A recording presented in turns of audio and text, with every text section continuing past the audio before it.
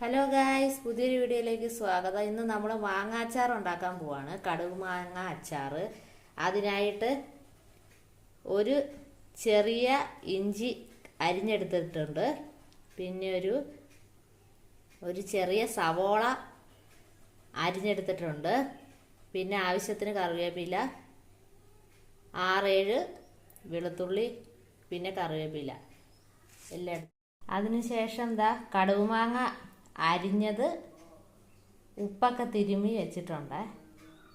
നല്ലപോലെ ഇപ്പോൾ കടുമാങ്ങ നല്ല ഉപ്പൊക്കെ പിടിച്ചിട്ടുണ്ട്. ഇനി നമുക്ക് മാങ്ങാച്ചാർ ഉണ്ടാക്കാൻ പോവാം. ഇപ്പോൾ നമ്മൾ ആദ്യമായിട്ട് ഒരു ചീനച്ചട്ടി വെച്ചിട്ടുണ്ട്. അതിലേക്ക് ആവശ്യത്തിന് എണ്ണ ഒഴിച്ചിട്ടുണ്ട്. ഉലുവ 1/4 സ്പൂൺ ഇട്ട് കൊടുക്കുക. കടുക് പൊട്ടി വന്നതിന് ശേഷം നമ്മൾ അരിഞ്ഞു വെച്ചിരിക്കുന്നതല്ല.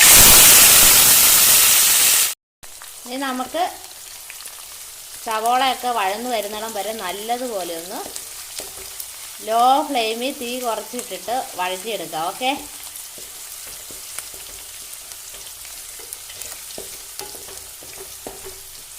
ഇതാ നമ്മുടെ സവോളയും വെളുത്തുള്ളിയും എല്ലാം നല്ലതുപോലെ വഴന്നു വന്നിട്ടുണ്ട്. ഇനി നമുക്ക് ഇതിലേക്ക് പൊടികൾ ചേർക്കാം. അപ്പം നമ്മൾ മുളക് പൊടി ആവശ്യത്തിന് ഒരു 1.5 സ്പൂൺ മുളക് പൊടി ഇടുക, നിങ്ങളുടെ എരിവിനാവശ്യം.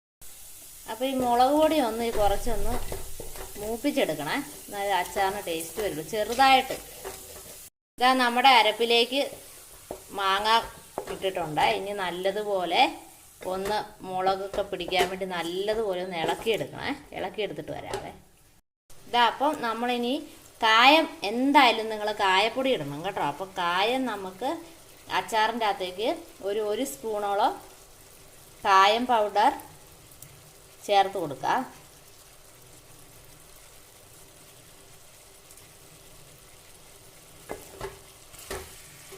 പിന്നെ കുറച്ച് വിനാഗിരി ഞാൻ ചേർത്തിട്ടുണ്ട്. വിനാഗിരി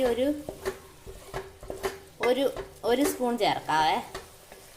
എന്നിട്ട് നല്ലതുപോലെ ഇളക്കിയിട്ട് സ്റ്റൗ ഓഫ് ചെയ്യുക. അപ്പോൾ നമ്മുടെ മാങ്ങ അച്ചാർ റെഡി ആയിട്ടുണ്ട്.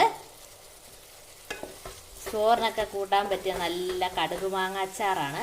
അപ്പോൾ നമ്മൾ ഈ മാങ്ങ അരപ്പിൻ്റെ അകത്തേക്ക് ഇട്ട ശേഷം വേവിക്കരുത്. മാങ്ങ വേവിക്കാതെ പെട്ടെന്ന് അരപ്പിലേക്ക് യോജിപ്പിച്ച് ഇളക്കിയിട്ട് പെട്ടെന്ന് തന്നെ എടുക്കണം. അപ്പോൾ നമ്മുടെ കടുക് മാങ്ങ അച്ചാർ റെഡി ആയിട്ടുണ്ട്. എല്ലാവർക്കും ഇഷ്ടപ്പെടുവാണെങ്കിൽ ചാനൽ സബ്സ്ക്രൈബ് ചെയ്യാൻ മറക്കരുത്. Bye bye.